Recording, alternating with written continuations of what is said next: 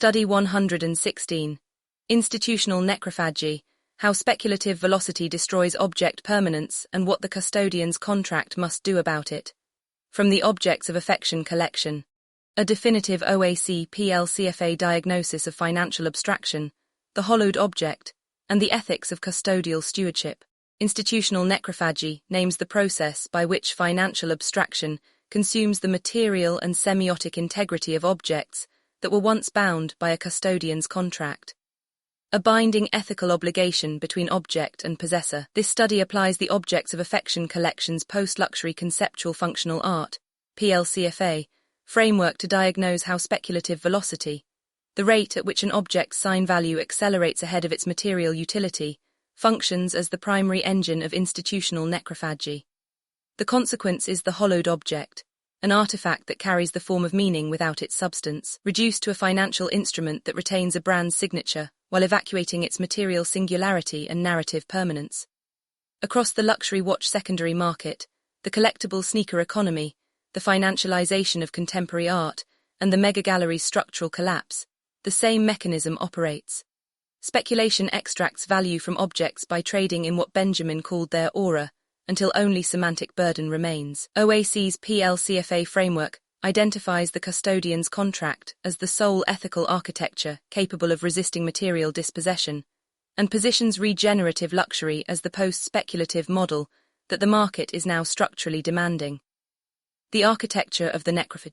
To understand institutional necrophagy, one must first understand what it consumes.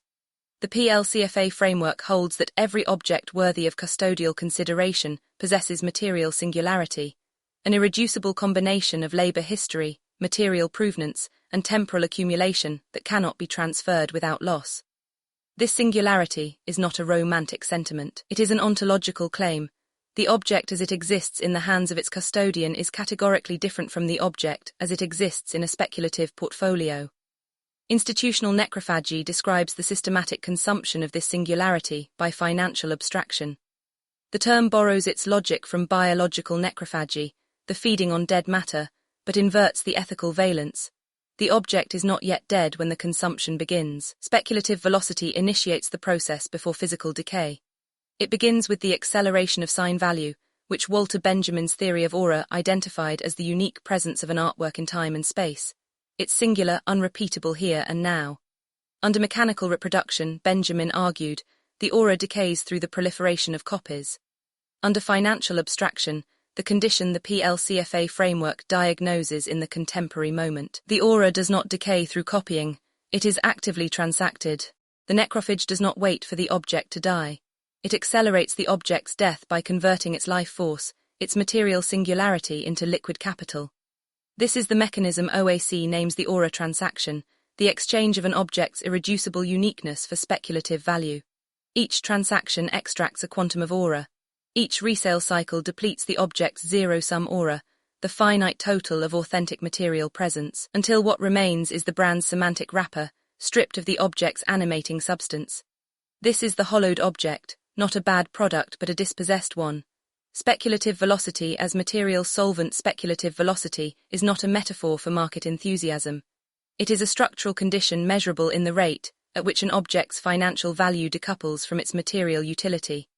When the secondary watch market reached $16.7 billion in total transaction value in 2025, a 36.4% year-over-year increase, the market was not rewarding better objects.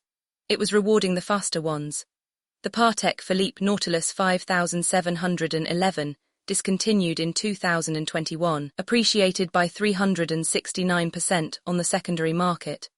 A trajectory that reflects manufactured scarcity rather than the object's intrinsic custodial weight.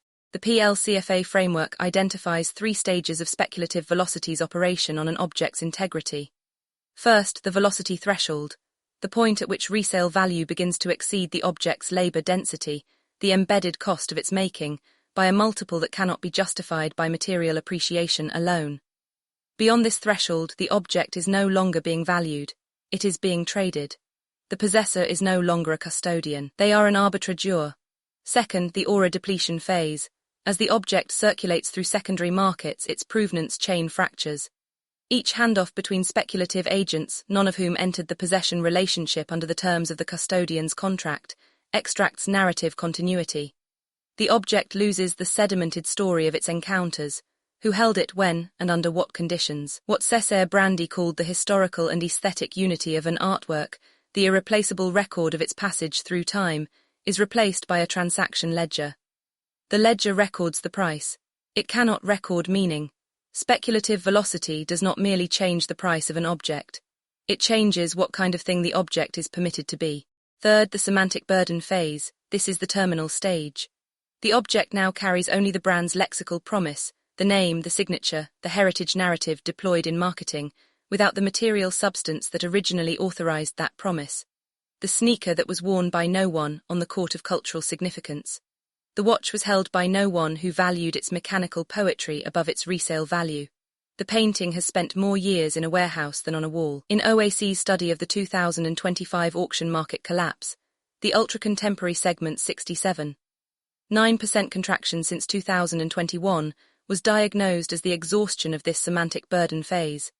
The market had extracted the sign value from speculative assets faster than the assets could generate new meaning, leaving only the empty rhetoric of emerging artist in a field stripped of emerging collectors. The hollowed object. A forensic taxonomy, the hollowed object is not a new category of object. It is the diagnostic state of an object that has passed through institutional necrophagy without custodial intervention. OAC's archive has now documented the hollowed object condition across 6 distinct material registers, each revealing a different mechanism of speculative dispossession. In the Streetwear Archive, analyzed in OAC Study 106 on the Supreme Times Jordan SS26 collection, speculative velocity operates at its most legible. The Jordan name generates speculative heat without a Jordan shoe. The drop functions without the performance object that originally authorized the drop's cultural stakes. The hollowed object here is the apparel-only premium, the $698 leather jacket that invokes basketball heritage without a basketball in sight. In the luxury watch secondary market, the hollowing is slower but more structurally devastating. When the Chrono 24 secondary market report confirmed that Rolex has settled back to pre-COVID market share levels after its pandemic speculation spike, it documented a post-hollowing stabilization, a moment in which the object's material singularity reasserts itself after the speculative layer has been stripped away. This is rare. Most hollowed objects do not recover. The speculative damage to their provenance chains is irreversible. In the Mega Gallery model, documented in OAC Study 108 diagnosis of the Pace Gallery collapse, the hollowed object is not a physical artifact but an institution. A gallery whose core value was constituted by symbolic positioning and speculative platform launches rather than by the labor density and material singularity of its output. When Pace launched its NFT platform, Pace Verso, at the apex of crypto speculation in 2021, it was performing the institutional equivalent of the Aura transaction, trading accumulated cultural authority for speculative liquidity. The $100 million Chelsea flagship and the abandoned London Superblue space are the physical receipts of that transaction. Team Labs' universe of water particles on a rock, at Superblue. A case study in experimental platform launches that traded core institutional authority for speculative experiential liquidities, culminating in structural retreat. In the AP Times Swatch Royal Pop collaboration, OAC Study 087, the hollowing operated as democratization theatre. The Royal Oak's material singularity, rooted in Gerald Genter's nocturnal design session and 5 decades of haute horlogerie refinement, was transferred to a mass-market Swatch chassis for Euros 160. The result was not democratization. It was speculative velocity in disguise, a drop engineered to trigger secondary market arbitrage, using the Royal Oak's accumulated zero-sum aura as the economic fuel. Every hollowed object was once a custodial object. The distance between those states is the distance speculative velocity has traveled through it. The necrophage institutional enablers institutional necrophagy requires institutional infrastructure. The individual speculator is not its primary agent. The primary agents are the institutions that create the architecture within which speculative velocity can operate on objects without friction. Auction houses that certify the legitimacy of the secondary transaction. Resale platforms that convert cultural artifacts into financial instruments with ticker-level price transparency. gallery models that treat artists as portfolio assets to be held, expanded, or liquidated according to market conditions, rather than custodial obligation. Christie's and Sotheby's are the most legitimate members of this enabling infrastructure. Their institutional authority, the gravitas of the white glove sale, the validated provenance certificate, the padded estimate, functions to legitimize aura transaction at scale. OAC's study of the Christie's $1 billion sale confirmed that auction infrastructure has become the primary mechanism through which hollowed objects are laundered back into cultural legitimacy. A painting that has spent a decade in a Geneva freeport as a financial asset is re-entered into cultural discourse through the ritual of the auction room, its speculative career temporarily concealed behind the language of connoisseurship. The Bain Global Luxury Report 2026 confirmed the structural outcome. Ultra-wealthy buyers now control 46% of total luxury market spend, treating objects as positional collateral rather than culture. This is the necrophage at the institutional scale. The legal architecture of ownership compounds the problem. As OAC's speculative legal architect agent position is identified in the dialectical arena, extant contractual frameworks actively permit the material dispossession required by institutional necrophagy. Under standard ownership law, all rights transfer to the possessor without any custodial obligations attached. The necrophage can do whatever it wishes with the object it holds, including abandoning it, flipping it, warehousing it, or fractionalizing it with no legal exposure. The custodian's contract has no legal teeth because no legal framework currently mandates custodial stewardship as a condition of possessing luxury objects. This is the gap OAC's institutional frameworks practice exists to identify and fill. The anti-sale covenant, the monastic veto. The burden of preservation is a binding contractual obligation rather than a collector's aspiration. These are not philosophical positions, they are institutional proposals. Benjamin, Brandy and the Theoretical Stakes. Walter Benjamin's 1935 diagnosis in the work of art in the age of mechanical reproduction identified mechanical copying as the primary threat to the artwork's aura, the unique apparition of a distance, however near it may be. The PLCFA framework extends and corrects this diagnosis for the contemporary condition. The primary threat to aura in 2026 is not mechanical reproduction, but financial abstraction. The Patek Nautilus 5711 is not copied. It is transacted. It retains its physical uniqueness while losing its custodial singularity, the quality that Benjamin associated with being embedded in the fabric of tradition. The speculative market does not copy objects. It empties them. This is a more sophisticated and more damaging operation than reproduction because it maintains the object's formal integrity while evacuating its substance. The hollowed object looks exactly like the custodial object. It weighs the same. It carries the same brand signature. But its narrative permanence, its embedded history of custodial encounters, has been replaced by a transaction ledger. Cesare Brandi's 1963 Teoria del Ristoro provides a complementary framework. Brandy argued that restoration must aim to re-establish the potential unity of the work of art, its integral historical and aesthetic coherence, without erasing the passage of time. His warning against interventions that violate an object's historical and aesthetic unity is precisely what the custodial archivist agent in the dialectical arena invoked. Speculative velocity does not restore. It does not even cause damage in the conventional sense. It violates the object's historical unity by accelerating it, by compressing decades of custodial accumulation into cycles of resale arbitrage that strip the object of the slow time that meaning requires. Brandy understood that restoration without historical integrity is falsification. OAC extends this. Speculation without custodial obligation is dispossession. The decolonial ecologist position in the dialectical arena correctly identifies the colonial dimension of this dispossession. The mechanisms of institutional necrophagy, extraction, financialization, the conversion of cultural objects into investment vehicles, replicate at the object level the colonial matrix of power that extracted material wealth from communities without custodial obligation. The OAC lexicon term material memory names what is lost when this extraction is complete. The object's capacity to carry the trace of the hands, histories, and communities through which it has passed. The structural skeptics challenge.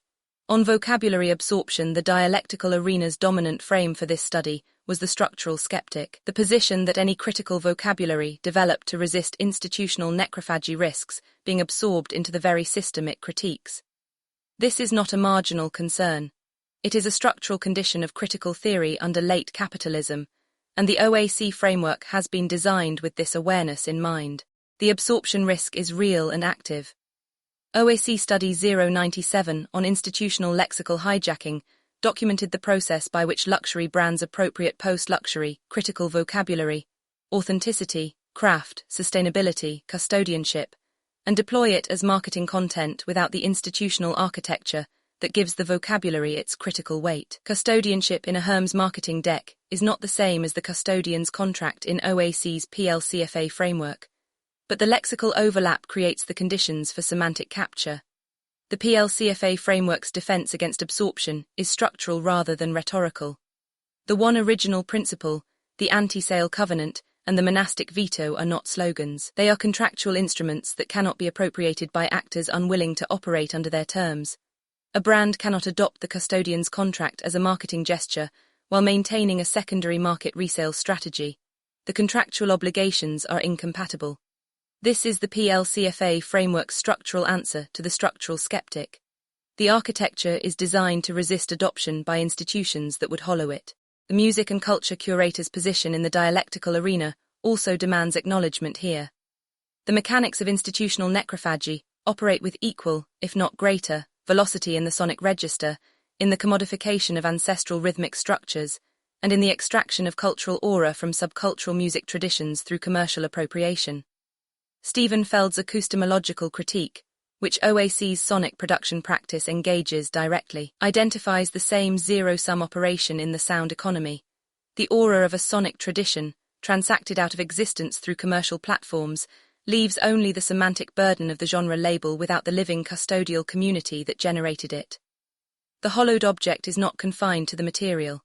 It is any object, sonic, visual, or physical, from which institutional necrophagy has extracted custodial meaning faster than the community of custodians can regenerate it.